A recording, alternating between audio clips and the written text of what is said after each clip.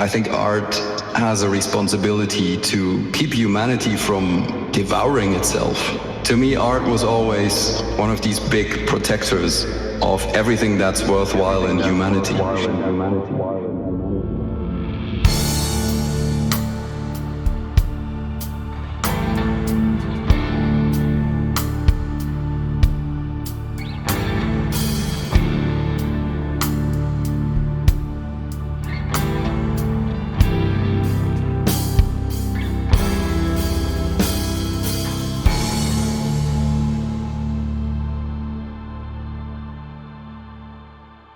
Good evening, everyone. This is Chris Saros and Adrian Baxter for Carving Fire, The Way of the Artist, our artist podcast, going into all the details about what it means to be an artist. And today we're going to talk about a topic that is quite an important one for every artist, I dare say.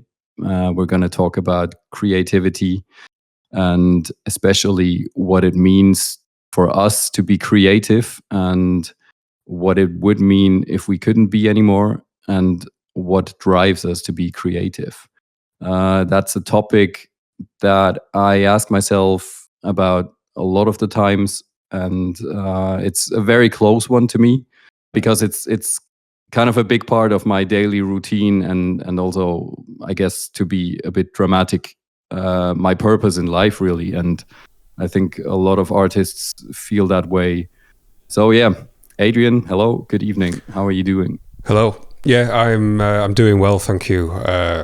When you first mentioned the topic for this one, I'll be honest, I had a slight internal panic. Oh, really? Yeah, not in like a bad way, but because this is a subject I've always had in mind, but I've never tried to say it out loud. I've only ever felt it. I've never tried to describe it. But I think this is going to be quite an interesting one to get into, because it's quite a layered subject, and it's also quite unique to each individual as well, and kind of getting that feeling out into words is going to be an interesting one. So if I kind of stumble on any of my explanations at any point, I'll apologize in advance, but I'd love to hear like your perspective on it, definitely. To be honest, I'm a bit relieved to hear that from your side, that you're a bit anxious about talking about it, because I feel the same way, and I get wrapped up into words very quickly when talking about deeper topics like that, and losing yourself in explanations that go nowhere and stuff like that. Because it is such a deeply touching issue, and I wasn't sure if we're ready to talk about a topic like that. Let's see where it goes and how well we're going to be able to explore it. Yeah, absolutely. We'll see where it takes us. Yeah, I mean, we're about to find out how it's going to go. But I think for visual artists, generally, we use our artwork, at least for myself, I kind of use that instead of a lot of the words that I may not be able to kind of put together quick enough. And that's only something I really realized over the past couple of years, really. Not that I have any like super important statements in my work or anything, but I don't know, it's a tricky one to kind of to put together in terms of what we say with our visual art and how we speak generally. And I certainly, I want to be conscious of, like you mentioned, about unintentionally going off on tangents, trying to explain things, going around in circles. I've always used visual art as a much more confident way of communicating than I ever have speaking. I feel the very same, and I've experienced this very same thing a lot of the times when I still did a lot of spoken interviews on the band side.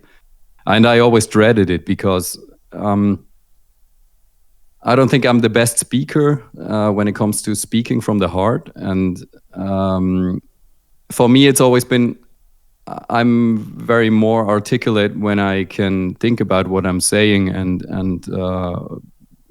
go over it again later after like a night's sleep or so and see it with fresh eyes. And that's why I always prefer doing written interviews from the band perspective, because they always turn out much more sophisticated and are a much more interesting read, I think, than having me talking about stuff and getting lost in explanations and stuff like that. And on the other side, of course, the human factor gets lost a bit. It's more coming from a deeper core when doing it on a written basis. But when you speak from the heart, then I guess it sounds much more human and much more relatable, probably. And I guess there's a downside and an upside to it, I guess. Yeah, I agree. Yeah, I guess it's not an easy thing to talk about for any artist, or like most of them at least. So yeah, forgive us if we don't nail it, but we're gonna do our best. Yeah, it's funny that you just before we move on from that, it's funny that you mention about written interviews and spoken interviews. Like, I've done a few over the years, and I miss the whole getting a list of questions via email and taking 3 days to work through it and edit my answers and go all that. Because I actually found myself going a little bit too detailed and pretentious with it, and I had to kind of pull back a little bit. So I think there's a balance in, like you say, getting the human side of hearing someone consider their words and not sound scripted. Yeah, but also I think sometimes I envy certain people, like certain artists, like big names, for example, who comes to mind? I don't know, various actors. Nick Cave, for example, is also a good one. Listening to him speak, or David Bowie, there's tons of good speakers among the artists, but I'm definitely not one of them. And listening to those people is always very humbling, because I always think, what's wrong with me? Why am I not so articulate when speaking from the heart? And why is it such a big deal to me? Why do I fear it so much? And why are they so good at it? I don't really know what it requires, like where the skill comes from. If it's just them having done it for like 20 years already or so. But I guess. So if you imagine, this is how I've always seen it. I completely agree with what you just said, but I imagine a lot of it is a skill as well as having kind of the right level of charisma behind it. But if you imagine for those types of artists, everyone every day around them is there because of their work. So they are, I would imagine, they're constantly getting asked about various parts of their job. So they get to like practice speaking and kind of unravel it. And then when it comes to doing interviews, they might have gone through some of those ideas countless times before. Yeah. Not that it's a script, but I totally get what you mean. Mm-hmm. Yeah. So when we're in our offices on our own for majority of the time, and then we suddenly set up a podcast and expect to just reel it all off first time. I think it's quite a lot to ask. And I absolutely agree. But also, I'm just noticing on this episode, because I think we've had a break for like 3 weeks now since we did the last one. Mm-hmm. It's been a while, and I've been very busy with the band and stuff. And I just have to find my way into it again. I feel like the last one I felt much more confident when we started, and now it's just all down the drain again. Yeah, you definitely start to kind of, it's not quite muscle memory yet. Not yet. Yeah, you can feel that slight break. I guess after like the 500th episode, we might be there. Yeah, maybe. But I guess, again, as I always say in pretty much every episode, we're all just humans. Absolutely. Can never get tired of mentioning that. No. So I'm interested to hear from you then, if you remember sort of when you first realised that you could use both visual art and your music to get your thoughts out and your views, and kind of, was there ever a moment that you realised that's something that you have to do? Or do you feel like it's just always been that way? Interesting phrasing when you say to get your thoughts and views out. I think it's more about getting a basic instinct out, like expressing basic instincts more than direct thoughts or views. Probably better word would be feelings. But I've always been, as an artist, I've always been very instinctive and not too much in my head when it comes to concepts and ideas. And I mean, it's hard to put it into words. Of course, there's a lot of a lot of stuff going on the conceptual side of things for me as an artist, but it's always based on a lot of instinct. And to be an artist for me is like 80% instinct, and it's always been like that, and it's always been an absolute necessity to get this fire out that burns inside my heart. And if I don't do it, I immediately start losing myself. Like, it feels like losing touch with myself and starting to feel empty, even if it's just one day. And I've talked about that a couple of times before, like the working routine, like working every day on something artistic or creative, trying at least. To me, that is an absolute necessity and an absolute naturality as well. I've had a couple of these days in the last couple of weeks. I had one yesterday where I didn't do much on a creative basis. I mean, I still finished a personal piece, but it was more out of forcing myself and less out of feeling it. And I started immediately. It takes half a day, and I start to feel empty and useless. And I start losing myself in this downward spiral. And it's a strange feeling, and it's a very scary feeling to me. So yeah, to make it a short answer, after all, being creative is an absolute necessity to me, to feel healthy and to feel human and to feel myself. Yeah, I'm always conflicted about that feeling when I think about other artists, if it's the same for them, or how is it for you? I'm very curious.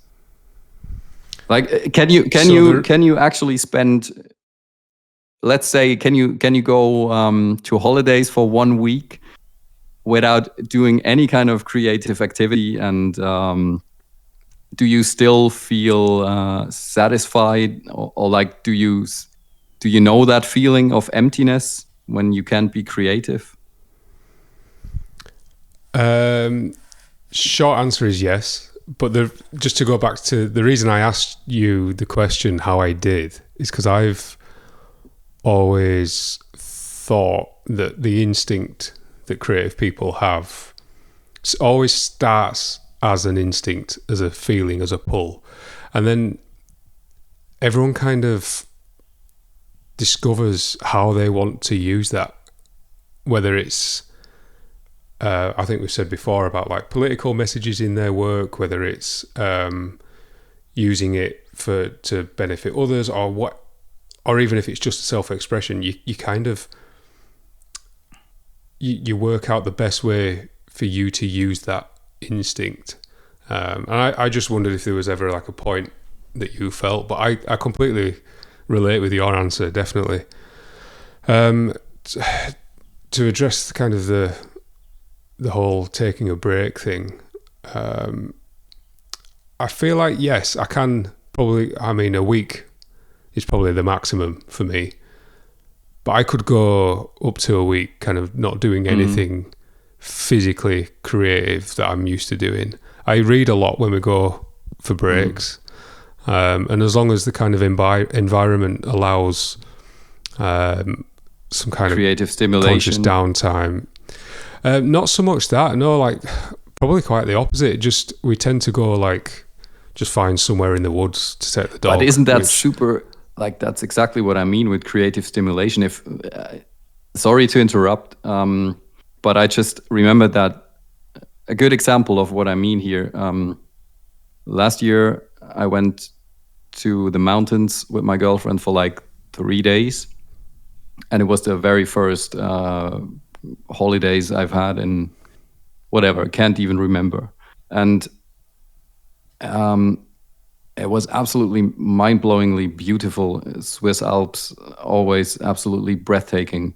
And there was like being in this environment, especially being in nature and you know, very impressive kind of natural atmosphere, is extremely creative to me. Like there is a lot of impressions that wake and spark creativity in me, and even more so I want to get back to work after like one day. And I felt it when I got home, like after just 3 days not being able to be doing any creative work, I was fucking burning up. And that's why I mean like creative stimulation when you're outside in a natural environment all by yourself, or like not surrounded by tons of people. That to me is a very creativity sparking input. Yeah, I agree 100%. But I kind of see it as that's my time to make space rather than actually act on it. I just kind of I bring that back with me. I don't necessarily mean like ideas as such to like work on, but just the brain space. And I think I've mentioned it before again, of kind of clearing the mind desk. It's just that time of like brushing away some old feelings, ideas, thoughts, and kind of a lot of the dust, and then just creating space. So whilst I don't really take any like sketch tools away or anything like that, I just kind of recognize that I'm just making more space, basically. So I could definitely relate to like being inspired in the moment, like 100%. But I don't put any pressure on myself of needing to do anything in that moment, because any idea I get in that moment will undoubtedly change when I get back to the office. I don't really get married to it too much. It's just that kind of breathing space, really. But you guys sound as bad as us for taking breaks like years apart. It goes so quickly between breaks, and we suddenly realize that we haven't been away for years. It's ridiculous. Yeah, I guess, I don't know. It's a different topic. We can talk about that another day. Yeah, I guess. Yeah, I suppose it all goes into kind of allowing that creative space to be as. It's also just to be blunt. It's also an addiction of a kind. I mean, to me, it is like also a security, a safety, a safe environment for me to be indulging in being creative, so that I don't have to deal with other things that I don't want to deal with, maybe, or getting away from the world, getting away from the news, from everything that's fucking horrible in our world. And to me, it's an absolute safe space, and by that, it's definitely an addiction as well. On top of being everything positive, of course. Yeah, for sure. And I think for a lot of people similar to us, what we do in the creative space is maybe, at least for myself, one of the few things that we really know, that we have control of. Like you say, it is a safe space. It really is. It might not always feel like it, but the fact that we consciously get pulled back to it so soon. And I think we spoke about before of like when we finish a project, and like you mentioned at the start, like it doesn't take long to kind of go all in on the next thing, whether it's an idea that we feel is a great one or not. Yeah. I mean, I'm always wrapped up in multiple projects at the same time usually. So, but I know what you mean, like bigger projects. It's definitely, it's always, the next one is always around the corner. Yeah, and this topic's actually come at a really good time for me in terms of what I'm working on. Because I'm working on 2 commissions at once at the minute, but they're both American clients. So as I send off sketches in the morning, I generally get 24 hours before I get any feedback. So I've been working on a personal piece that so I'm not sure if we've got into this much before, but for all my personal work, I try and aim for like a certain it's a certain mindset, but like allowing myself the time to really get lost in it and like pick out the music that I'm going to use for it and give myself time. It's funny that you say use for it. That's interesting. Oh, I absolutely use music. Like it's a tool that would that would be a necessary part of creating the piece. That's an interesting way of looking at it. That's the only way I could ever describe it for me. Wow. Yeah. That is, as a musician, that makes my heart glad to hear. I don't feel like that at all myself, but it's great to hear. Well, that's because you're on that side of it. You see how the sausage is made. I wonder. I'm not even sure if it would be much different by now after all those years, if I wouldn't be a musician, but also it doesn't matter.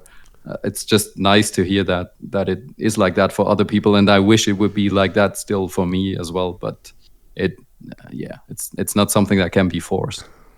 Today I've listened to the latest, the second newest Nick Cave album, Ghost Team, which is very, very close to me, and damn, every time I listen to this album, it completely destroys me.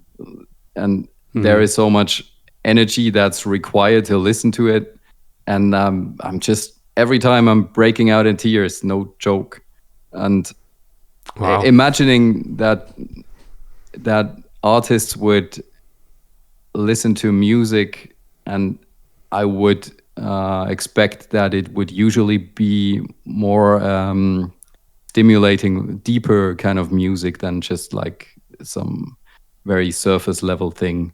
That idea of artists indulging in that kind of energy while they're creating themselves it's so kind of bizarre to me, because to me I use up so much energy if I listen to music that touches me, that I'm becoming unable to do anything else. And that's also the reason why I can't listen to music much anymore these days, that like proper music, apart from just ambient that isn't touching any specific areas in my mind, but rather is there to just set an ambience, but it's not touching myself on any emotional level. And to me that thought is crazy, that you can actually actively work as an artist on an art piece while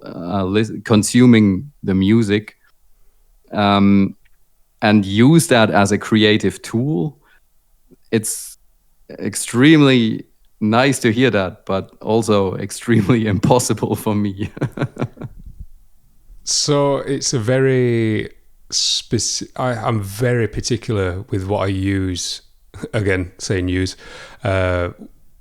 what I listen to for the results that I need. It's not kind of, it's certainly not anything metal or black metal or anything like that, really. I've said it before, but I tend to go on the dark ambient side of things, but I kind of... I mean, yeah, to be fair, when it comes to dark ambient, I totally get that this would be a fitting tool, let's call it a tool to work on art. Same for me, really. I was expecting more of kind of, more structured music. So I kind of generally go that route when all the creative stuff's done, when all the pencil work is done. Ah, okay. Yeah, okay, then that I makes kind more of sense. ease up. Yeah, because that's just technique, that's just process. That's not, I don't need to be in my head, in my world building zone for that. Yeah, okay. Then So, I guess I understand it a bit better then. And same with podcasts. Like I'll listen to podcasts while I do that as well, because it's just a case of getting it done. There's no particular zone.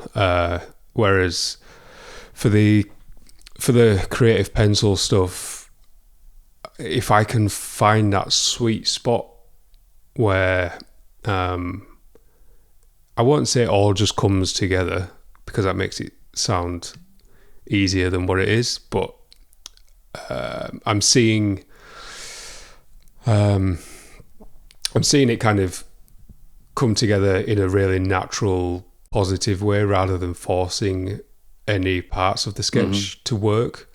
And then I can allow, when I said before about allowing myself time to kind of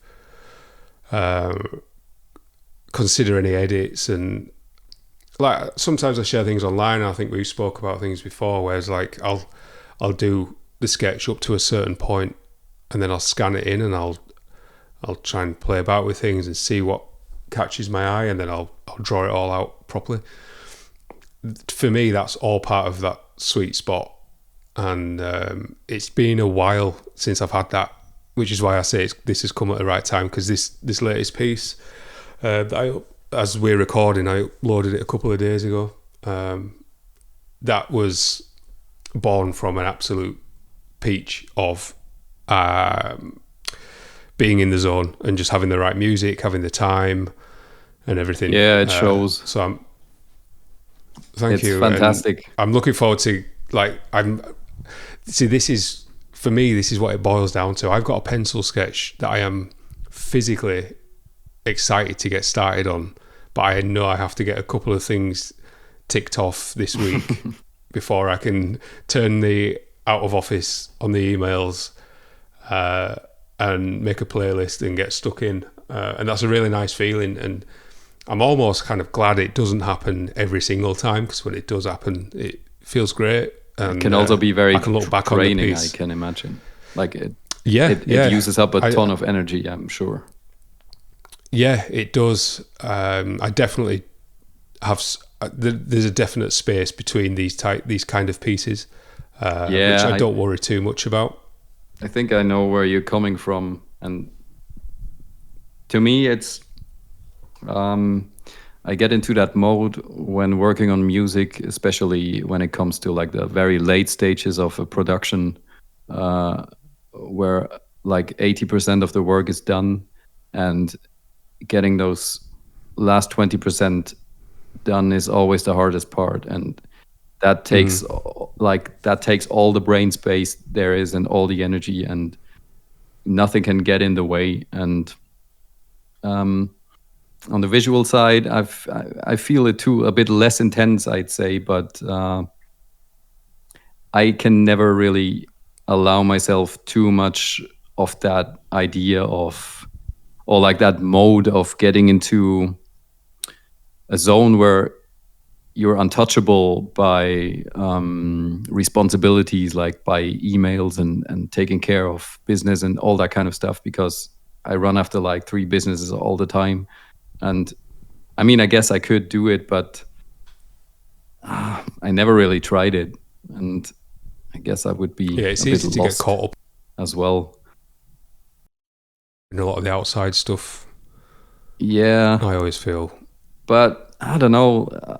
yeah, I guess to me it would be a bit scary to just drop that all and just shut myself away from that completely and just going for the creativity 100%, without being available to all the businessy stuff and to all the infrastructural stuff of being an artist.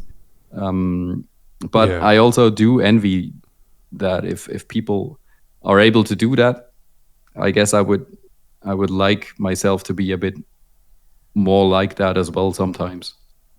Yeah, for me, it's only maybe 3 or 4 days at a time, if that. That's It an depends how quickly it that's an comes together. eternity, though. Yeah.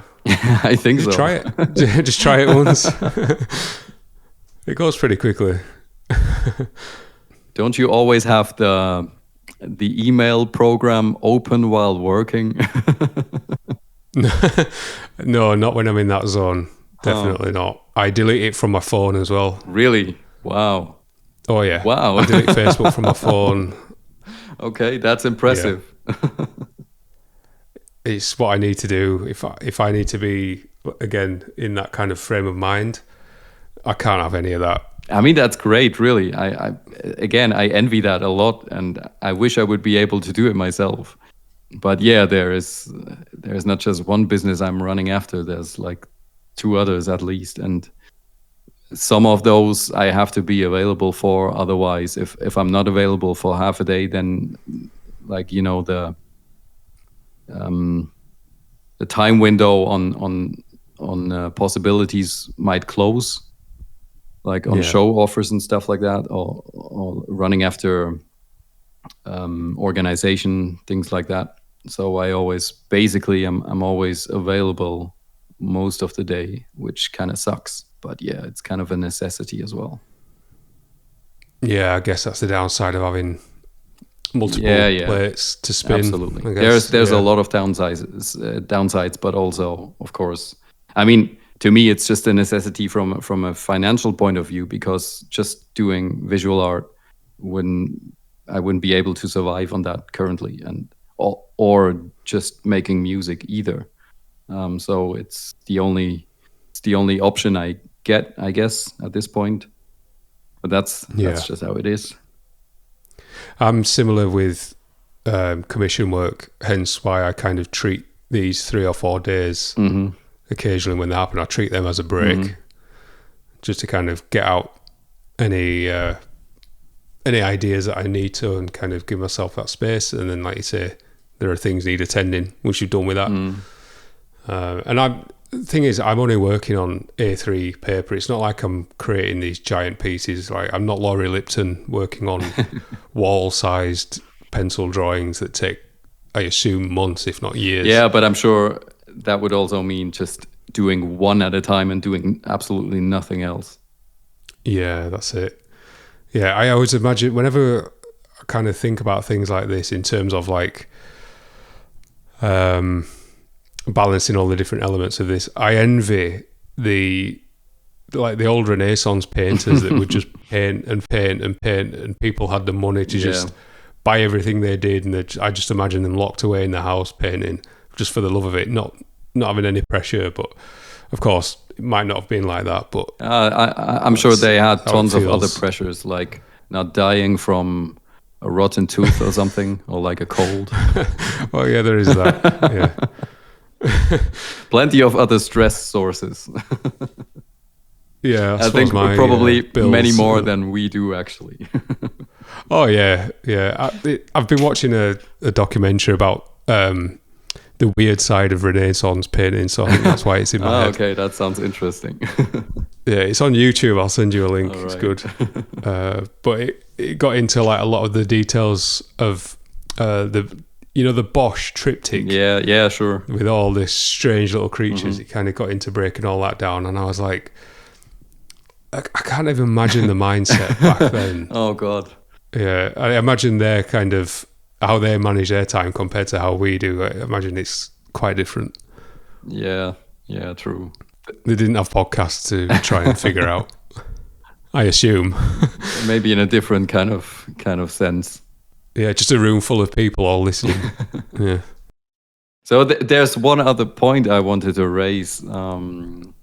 I mean, there's quite a few other points I wanted to raise, but this one in particular. Does it ever feel to you? I'm always a bit romantic when it comes to thinking of creativity as of kind of an entity, as an energy entity, and like kind of calling it the muse, or I've always been trying to come up with a name or like a kind of a persona for that entity, but I still haven't managed to do that. So I was wondering, since creativity is always that kind of entity-like being to me in my head, does it sometimes feel to you as a love-hate relationship to an entity that is creativity, if you get what I mean? I do get what you mean. In terms of love-hate, I've never really felt that. Maybe if it wasn't my full-time job, maybe I'd feel that, because I'd maybe not be able to exercise that muscle as much as I'd need. I feel for anyone who's working, let's call it a standard full-time job, whatever that may be, a respectable job, that has this creative instinct that we've been talking about, that doesn't get to exercise it as much as they need. I really feel for those people, because I believe it can show itself in some really strange ways, in terms of kind of frustration and in your everyday life. Like you said before, it's a way of expressing emotion, and if as humans, if we don't do that in however we feel is necessary for us, it's going to turn into poison. Yeah, exactly. And I believe a lot of people are suffering in some form of something similar in terms of internal needs not being addressed and acted on. Especially in the employment world, like executing a shitty job that isn't at all in any kind of way satisfying or fulfilling as a human being. And I mean, I've been there quite a couple of years. Can be absolute torture to the mind. But it's funny that you understood my question in this particular way, because I was coming from a completely different angle, actually. Okay. So yeah.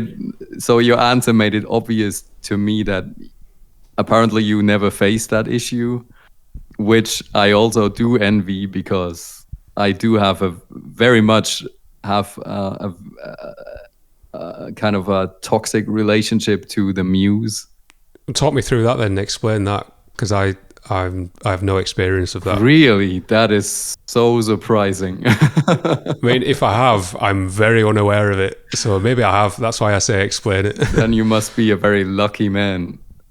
I mean, I always thought like every artist would have that, especially full-time artists. That's kind of, it's So super interesting. Help me understand the hate part. Where do I begin? Just this kind of maybe it's more kind of a side that comes to fruition is maybe the wrong word, that surfaces as a musician, for me at least, because there I've faced this problem a lot over the past, let's say, 5-6 years. Just this feeling of getting absolutely destroyed by all this insanity and the energy and all the tornadoes of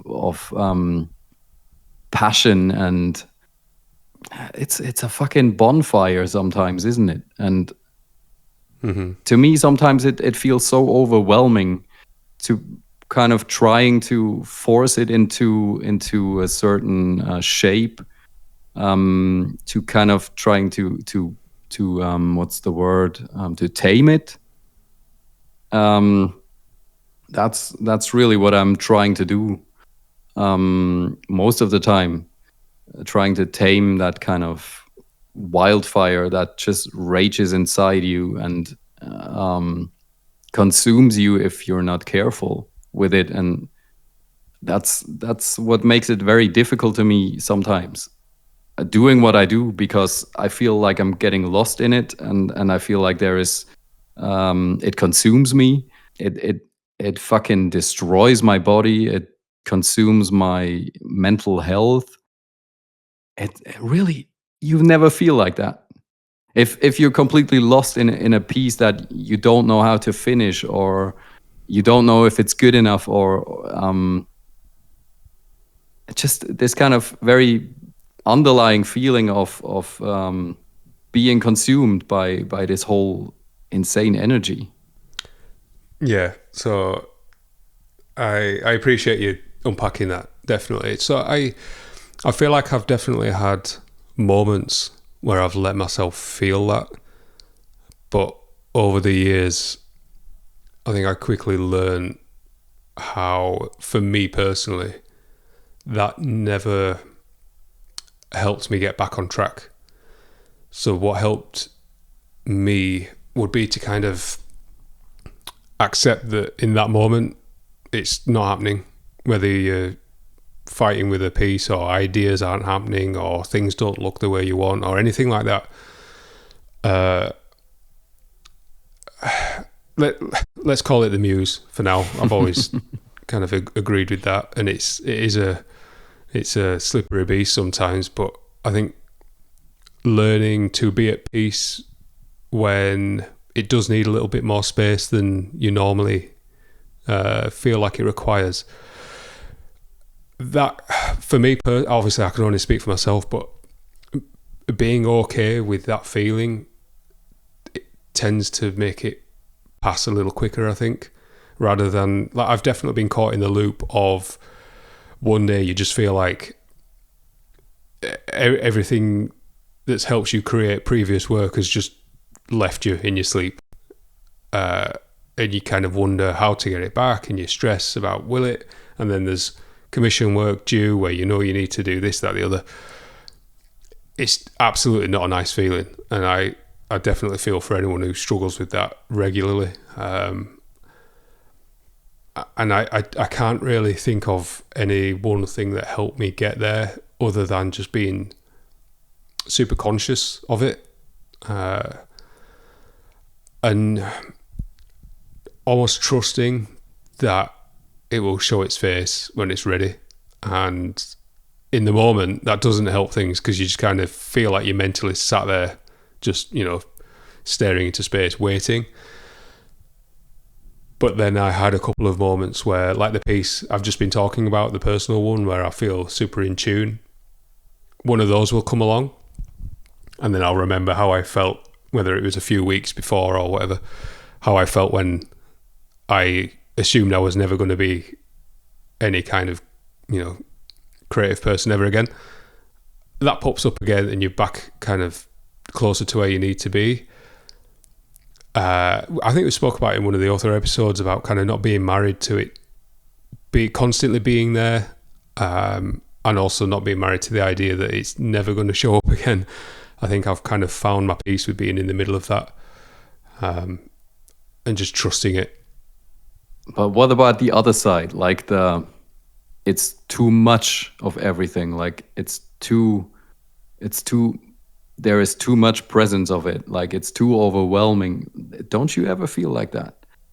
I guess, if it's really surprising to me to hear that from you, like that you don't know that so well, because to me, like I never feel like it's too much for me. Really, fucking Christ, what am I doing wrong? Yeah. Maybe, I think obviously I don't think there's anything wrong, certainly not. I just think some people are more sensitive to that feeling and have different relationships with the muse and the feeling and everything that goes into it. I think it just boils down to that. I'm sure that's true, of course. It's just, I guess it's a naive thought to think that just because I feel like that, a lot of the times that other artists would feel the same. Obviously, it's different for everyone. It's easy to feel like that, though. That's why I love that artist podcasts are a thing now, because we get to do things like this and learn that some things are normal and some things maybe might be abnormal for us, and it's, you know, finding out all the details of it. Yeah, I mean, that's something I could be sure of. Like my instinct would tell me, like, absolutely, that is any full-time artist would at least at some point would have had to experience kind of a burnout situation, or like feeling overwhelmed or feeling consumed by the whole energy. So I never felt overstimulated or overconsumed with the energy of needing to create. Wow. I tend to get those feelings with all the everyday admin Yeah, I mean, that goes into doing it full time. I kind of save it for that. Yeah, I get it all out with that. That is also a very draining side, but yeah, I mean, that's of course part of the whole the whole issue. But I mean, to me, sorry, no. I remember countless situations where I guess that is also an issue that might be that one might be more subject to if one has like multiple projects, like multiple, let's call it businesses, or multiple strains of creating art. For you, that's always that very focused one line that you walk, and I guess I imagine if you, I mean, you're a musician as well, you have a band yourself. Imagine if you would do that full time, besides doing what you do now. I was just going to bring that up in terms of there's no pressure for me musically. That's purely hobby. So for yourself to have the music and the visual art as forms of income, that's a different pressure. That's two elements of pressure compared to my one. So I can definitely sympathise with that. But I definitely, so when we've not been writing with the band, I definitely feel that same urge that when we've said about we've not been creating, I definitely feel that. But because we're not, we gig occasionally, but we rehearse and write quite a lot. Again, it's just a form of kind of getting that out. There's no pressure to kind of push it and live up to any kind of expectation, really. So I never really feel that pressure there. It's all artwork based for me. Yeah, okay, that makes sense. Even though I respect anyone having the music side as the pressure, because again, it's like you put any kind of pressure on being creative, and I think 90% of the time it goes in the opposite direction of what you want. Yeah, absolutely true, and very sad reality as well. Well, look how many bands get signed and then just like, I don't know what the word is, like either get more tame or kind of lose their edge or anything like that. And it's like, as soon as all the admin and all the paperwork comes into it, that it must change your perspective of how and why you do things. Like as soon as it becomes a job, I think that's the key word. As soon as it becomes your livelihood, that changes a lot of things. So this actually leads me into something I was going to ask you, like really well. In terms of like the mindset and the creative pull that gets you working on a personal piece, how, if at all, do you feel like that's different when you approach commission pieces?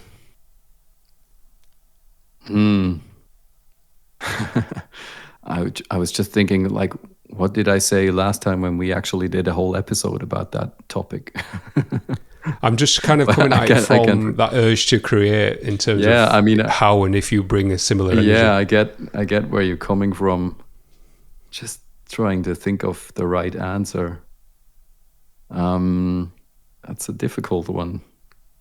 Because obviously, like with commission pieces, generally we do have someone else to consider in the whole process, whereas with personal work, it's just for us. I think to me, especially thinking of the last couple of years where I felt like something clicked for me with commission work, because I changed my approach to communication with clients, which changed everything to the better.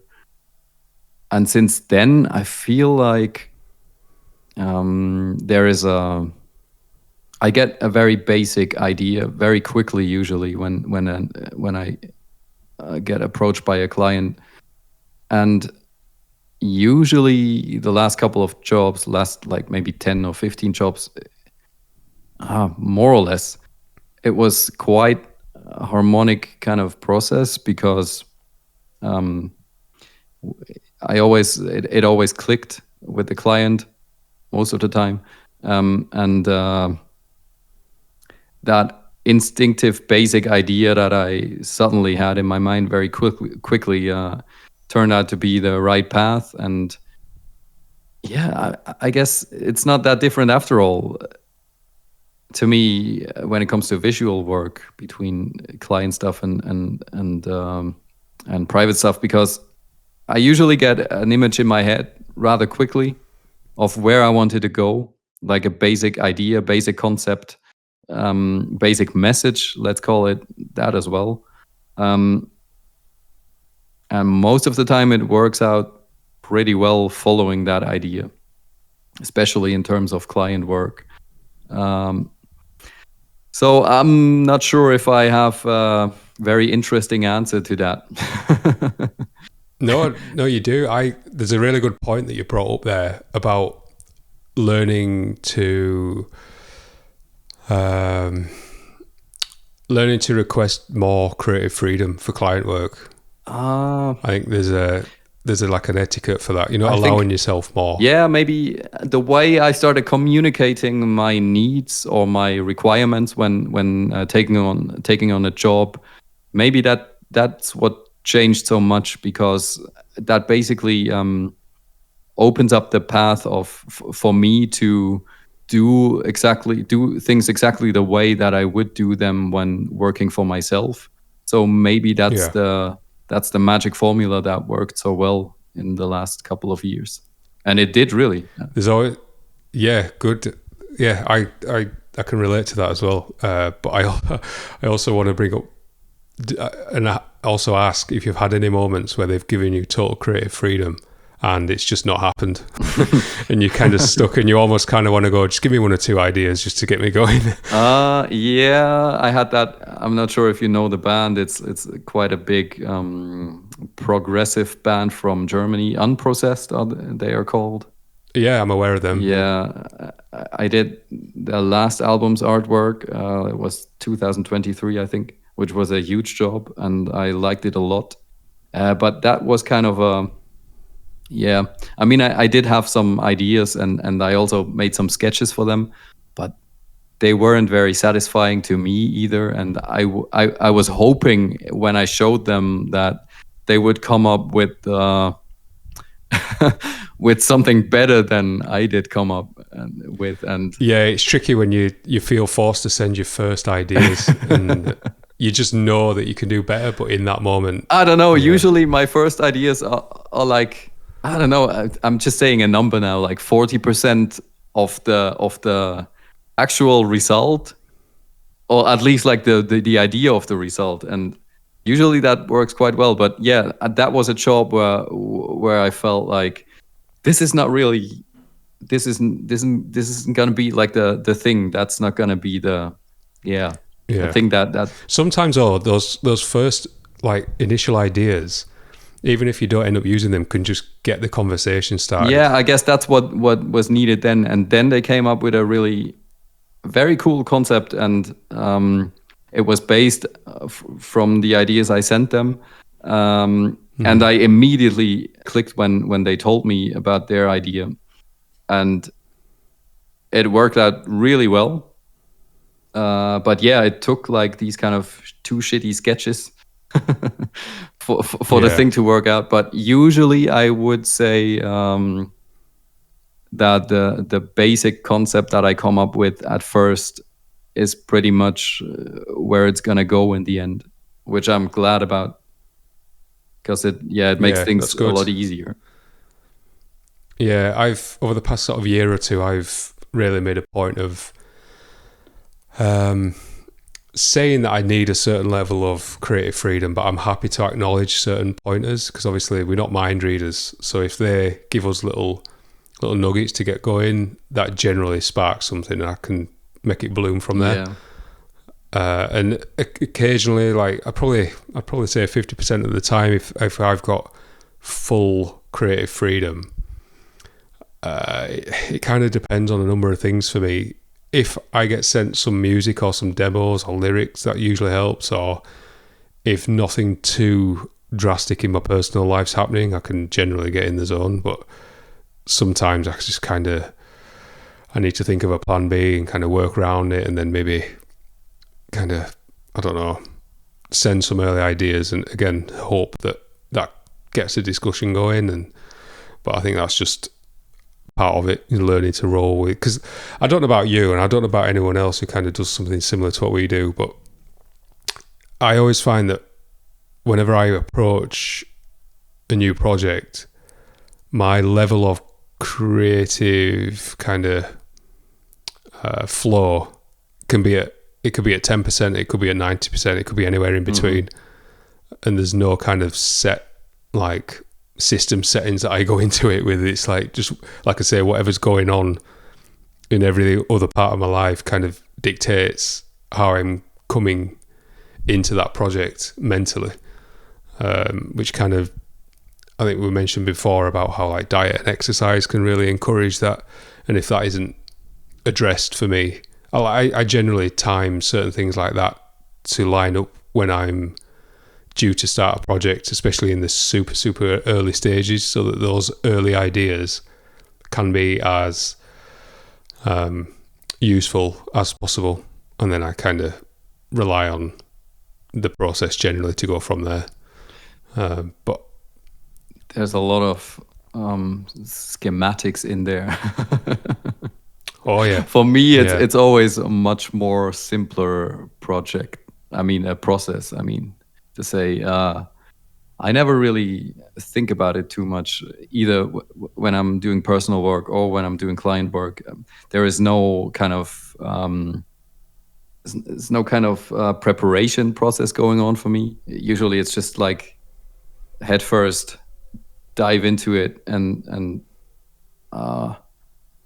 it can be any kind of point in the day or point of shit that's going on in my life. Like, usually I don't think about it at all. I just sit on my desk and start working, and that's pretty much my preparation process. yeah, that's good though. Like we said before, finding what works for you is the best way of doing things. Yeah, I think so. I never want to kind of, I never want us to come across, and I don't think we do, but I hope not, that we're ever like giving rules, like rules, and kind of saying like, this will work for you. What works for us might not, but we're kind of almost encouraging the act of finding what is right for you. To be honest, like that's a very interesting point to me, because when I think about it, everything I do in connection to art is always extremely instinctive, as I said before, but also extremely what's the word?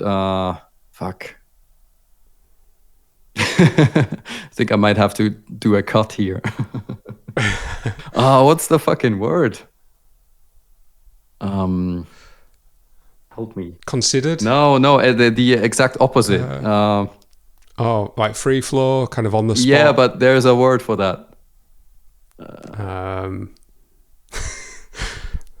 I don't want to be Googling words. No, I'm the English speaker. I'm gonna have it in a second. Let me think.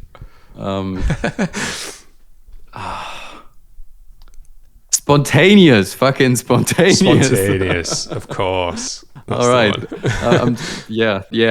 My approach is always super spontaneous. Like, the more I start thinking about stuff and planning stuff, and I also I never do any sketches. Like, even though I said before with the unprocessed artwork, I did sketches, of course, like I started to sculpt out like basic shapes and ideas, but I don't have a sketchbook or anything like that. My sketches are like half a piece that is already half done. Like that's kind of my way of sketching. I get my sketching process is happening all on a very spontaneous and instinctive level in my head, and I don't have to kind of bring it to paper, which is kind of a good thing, I think. And to me, it's always weird if people make sketches. And of course, there is tons of reason to do them, and there is also a lot of things that can benefit from it. For example, like maybe sculpting out a clearer vision of what what the result is gonna be. Maybe have like a clearer direction of where you want to take it. To me, these things are always very. Maybe you could even say I could benefit from planning more, or like from sketching more, from making a concept of where things should go more in the beginning. But I never really.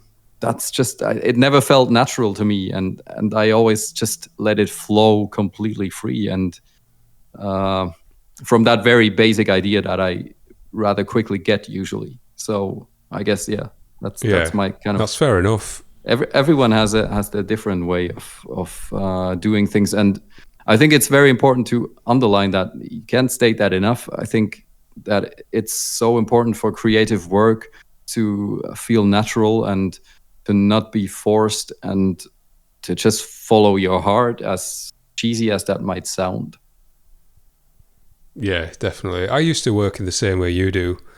Like I when I knew I had time to work on a piece, I would literally just sit at the desk with a pencil and a blank page and just figure it out along the way. Yeah. And I enjoyed that, but I always found I kind of either got halfway through or towards the end, and I thought, I could maybe have spent a little bit more time on that part or this part. Yeah. So I started to kind of, plan is a strong word, definitely didn't plan, but perfect example is one of my latest posts. I posted the small ballpoint pen doodle. I saw that. So that's just like I sat down at my desk to do some other job emails, and that shape, it's kind of almost like a T shape, was in my head. And I was like, okay, so that's the spark that I've spoke about before. So I jot that down, and then I didn't address that until the next day then, but that's out, that's the thing.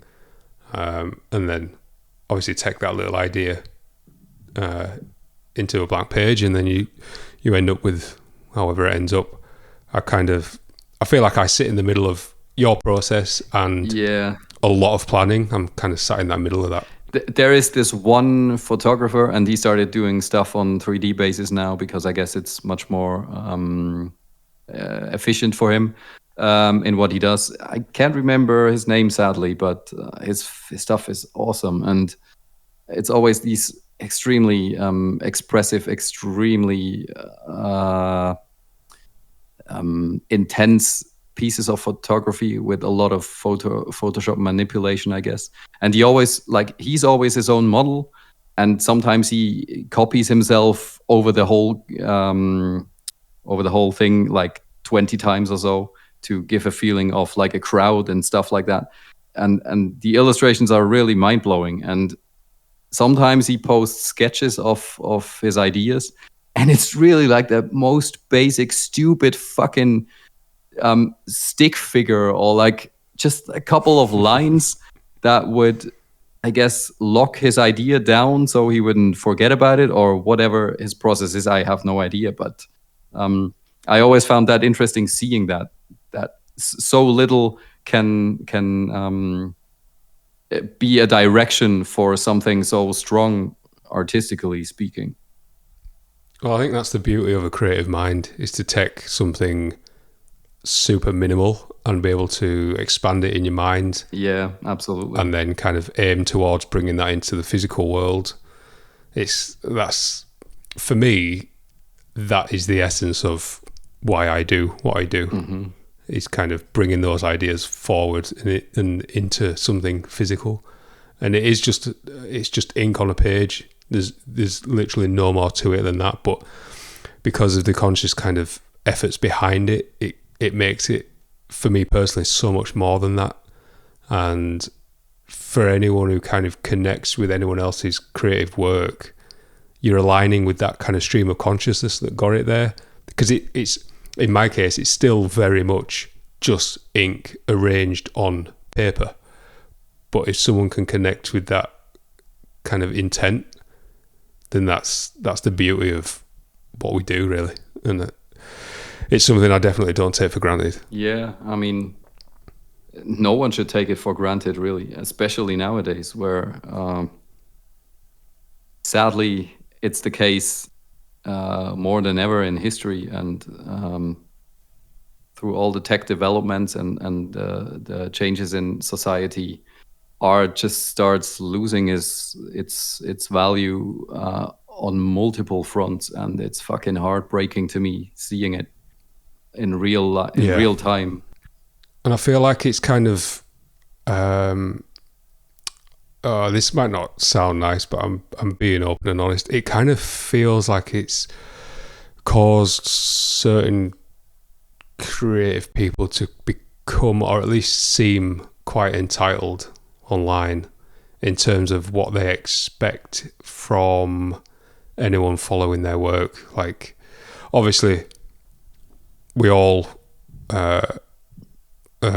appreciate and kind of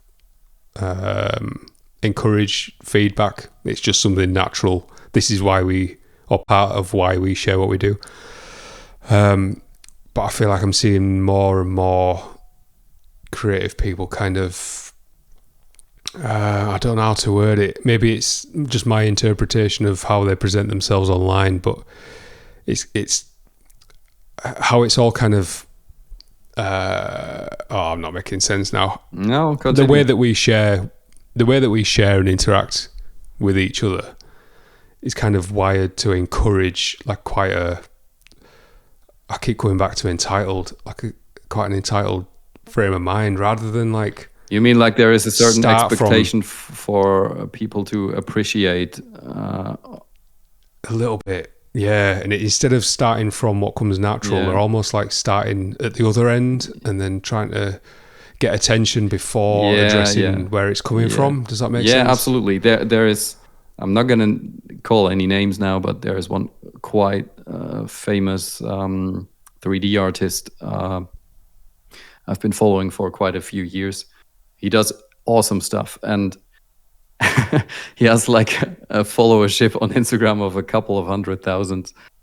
And he had that phase, I think last year it was, where it was just complaining every day about like reach is going nowhere and I can't reach my followership. And he started then to develop these different kind of very thought through ways of posting. And I started posting like all my pieces in one post now, and because I read that this and this would do that and blah blah blah, and he made kind of a science out of it. And he was so hung up in this idea of I can't reach my followership, and he still got a couple of hundred likes on probably a couple of thousand likes on each image. And I don't know, like obviously I work in much smaller frame when it comes to numbers, but I don't know, like he even made a new profile then, started completely from scratch because he thought that would fix things. And I even made a comment like, that's not going to do anything at all. And then he deleted the profile again a couple of days later because he saw, okay, now I'm nowhere, and being at absolutely nowhere is even worse. Like it's absolutely impossible to get masses of people to follow you and stuff nowadays. And this whole mindset of expectations and this kind of toxicity of being so focused on how many people liked his posts, even though it was still hundreds and thousands. And of course, I get it. It's fucking frustrating, but it's like that for everyone. And at least you have the luck or like you're in the position that you started when things still worked out quite well on these platforms, and you do have your quite a big fan base, and it's like 5,000 times harder nowadays for everyone starting out, trying to do their own thing and not pleasing the masses. It is if you're being true to yourself. If you go through the checklist, you're fine. If you go through the checklist of social media, then you'll be fine. Yeah, exactly. I'm not even sure if you're fine even then, because it's all so fucked now. But well, I say fine as in getting the numbers that you want to see. And that's it. That's as far as it goes. But yeah, I mean, who wants to do that? And yeah, I mean, what I'm trying to say is just it's such an unhealthy thing to chase as an artist. And I think artists should start considering a different mind space again, and kind of driving a bit away from the whole social media stuff and just creating for followers and likes, because it's just not sustainable anymore. A, and B, super fucking unhealthy. C, might not be the greatest thing for your creativity, even though there's examples like a guy I've been in contact with since a couple of years ago, great illustrator. He had like 500 followers maybe 2 years ago. Now he's in the 10,000s, and he started doing this everyday practice where he put like one piece out every day since like almost a year now. And his followership grew fucking massively. It blew up insanely. And then a couple of weeks ago, he made a post like, I don't feel anything anymore. Like, I feel empty. I feel like everything I do is just going into a void, and I don't see the point anymore. And it doesn't feel honest anymore. Like, of course it doesn't, because you're just creating for a fucking algorithm and not for anything else. And even though it's impressive, and he still maintained he still managed to maintain a great level of quality, no doubt about that. But just still, like, what's the point if you feel so unsatisfied and unfulfilled, and start even hating what you do from this kind of perspective? I don't know. Like, I couldn't do that. No. It's exhausting hearing you explain what you did. It's like going on an all fast food diet and expecting to still function the way you did before you did it. Of course, he's going to have this followership now, and of course, he might have a lot of new clients or whatever his drive is behind doing this practice. But it sounds so unhealthy, and it sounds so frustrating and unsatisfying. And social media is always frustrating nowadays. There is no way around that. And there is also very little way around having a social media presence as an artist nowadays. But I think it's very important to not lose yourself in that exact purpose that you just create for the fucking algorithm, because that's just not the purpose of art. The purpose of art is honest, real human emotion and human connection and human experience, human expression, and not chasing an algorithm. I agree. Yeah, well said. I think me and you are quite old souls, so we don't always align with a lot of the modern ways of doing things. And I kind of envy creative people that are in tune with how things are now. I don't know if envy is the word. Maybe for them it comes more natural. I don't know. Yeah, that's what I mean. I could never imagine doing one artwork a day for a year, which has been like this kind of thing that's been going around in artist circles a lot on Instagram over the last couple of years, ever since Beeple did it. I'm not sure if you know Beeple. No. It's this like he started as a 3D artist as well, and he started doing these everydays, and it's always been very. It's basically social criticism all the time. He's gotten big with like these kind of illustrations of kind of very American pop idols mixed up with American social decay and like their whole corrupt system, Trump and all this kind of stuff, politicians and all. And he's been doing every day since 7 years or whatever, something like that. And I guess he's kind of sparked this kind of idea of artists needing to do one artwork a day and put it out. I mean, so just to play devil's advocate with that, in terms of putting something out every day on a subject that is constantly in your face every single day isn't as impressive to me as finding something that comes from within you that's meaningful every day. Yeah, I mean, I guess he's very outward. It's basically what he's doing is holding up a mirror of the news cycle every day. Mm-hmm. Which is an impressive thing to do, especially the way he does it, because if he can have a unique voice doing it, then absolutely. Yeah. He does have the voice of a generation, I would think. And even though sometimes his stuff sucks, sometimes his messages are fucking cringy and whatever, it doesn't matter. But the point is, he is a great artist in what he does. And even though by now I think he has a whole crew of people working for him, because I mean it's not an assumption actually, and I know it for a fact. But even though still it's quite a big achievement, and I guess he's one of the best paid artists alive nowadays. But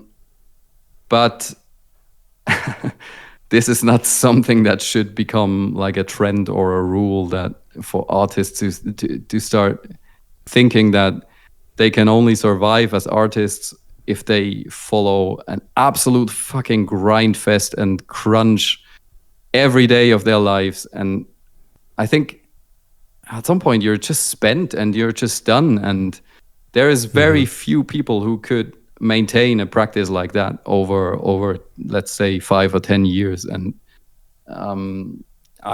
for me, it would be absolutely impossible to just do it for even 1 month. I'm absolutely sure about that. Yeah, it reminds me of people who religiously follow celebrities and try and live like a celebrity. It's just, for those people, they're such an anomaly in that industry. True. That when normal people, or different people, I won't say normal, when different-minded people try and live up to that, it can just feel more frustrating than anything. I mean, if you have like 5 different personal trainers and like personal assistants and managers and all these people who do pretty much wipe your ass every day, then things might be a bit different. But yeah, I mean, that's the whole glamorous kind of discussion we had before. Like the kind of social media presence where everything is just a mere illusion of things and never the truth. It's just like 10% of the truth usually. Absolutely. Should we wrap this up before we mention the dreaded 2 letters and we go off on another tangent? Oh, I'm so in the zone now.